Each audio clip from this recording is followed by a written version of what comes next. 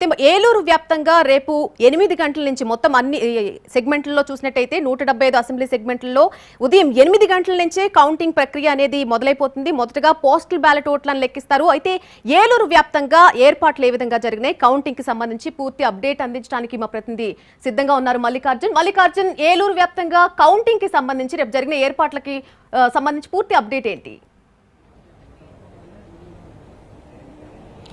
Thank you నండి. ఏలూరు పార్లమెంటుకు సంబంధించి సిఆర్ఆర్ ఇంజనీరింగ్ కళాశాలలో మరికొద్ది గంటల్లోనే ఈ ఓట్ల లెక్కింపు కార్యక్రమం అనేది ప్రారంభం కాబోతోంది. ఏలూరు పార్లమెంటుకు సంబంధించి పోలవరం, చింతలపూడి, దెందులూరు, ఏలూరు, ఉంగుటూరు, కైకలూరు, నూజివీడు 7 అసెంబ్లీ స్థానాలకు సంబంధించి కౌంటింగ్ ఇక్కడే జరగబోతోంది. రేపు ఉదయం 8 గంటలకు సంబంధించి ఏర్పాట్లన్నింటినీ కూడా అధికారులు ఇప్పటికే పూర్తి చేశారు. ప్రస్తుతం సిబ్బంది ఇప్పటికే 2 విడతలుగా వారందరికీ కూడా శిక్షణ పూర్తి చేశారు. అలాగే నర్సాపురం పార్లమెంటుకు సంబంధించి 2 కౌంటింగ్ కేంద్రాలు అనేవి భీమవరం విష్ణు కాలేజీ అలాగే ఎస్ఆర్కే ఇంజనీరింగ్ కళాశాలలో 2 ఇక్కడ కౌంటింగ్ కేంద్రాలను ఏర్పాటు చేశారు. ఈ నర్సాపురం పార్లమెంటుకు సంబంధించి ఎస్ఆర్కే ఇంజనీరింగ్ కళాశాలలో భీమవరం, ఉండి, తాడేపల్లిగూడెం నియోజకవర్గాలకు సంబంధించి కౌంటింగ్ జరుగుతుంది. అలాగే ఈ విష్ణు కాలేజీలో నర్సాపురం, పాలకొల్లు, ఆచంట, తణుకు నియోజకవర్గాలకు సంబంధించినటువంటి కౌంటింగ్ జరుగుతుంది. ఈ 2 నియోజకవర్గాల్లోనూ ఈ 2 పార్లమెంటు సెగ్మెంట్స్లోనూ ఏర్పాట్లను దాదాపుగా పూర్తి చేశారు. ఉదయం 6 గంటలకల్లా సిబ్బంది కౌంటింగ్ కేంద్రాలకు చేరుకోవాలనేటటువంటి ఆదేశాలను ఇప్పటికీ జారీ చేశారు.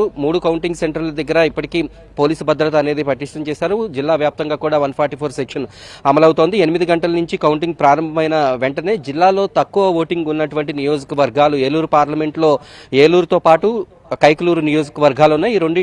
ఈ రెండింటి రిజల్ట్ కూడా రేపు మధ్యాహ్నం 1 గంట 2 లోపే రిజల్ట్ వచ్చేటటువంటి అవకాశం ఉంది. ఈ ఏలూరు జిల్లాకు సంబంధించి పోలవరం, నూజివీడు అలాగే చింతలపూడి నియోజకవర్గాలకు సంబంధించి 2 లక్షలకు పైగా ఓటర్లు ఇక్కడ తమ ఓటు హక్కును వినియోగించుకున్నారు.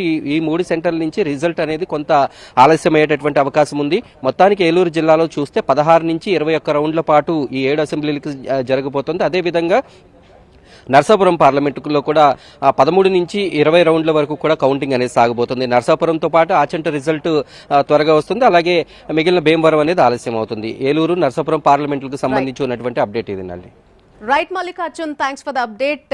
ఏలూరు వ్యాప్తంగా ఉన్నటువంటి కౌంటింగ్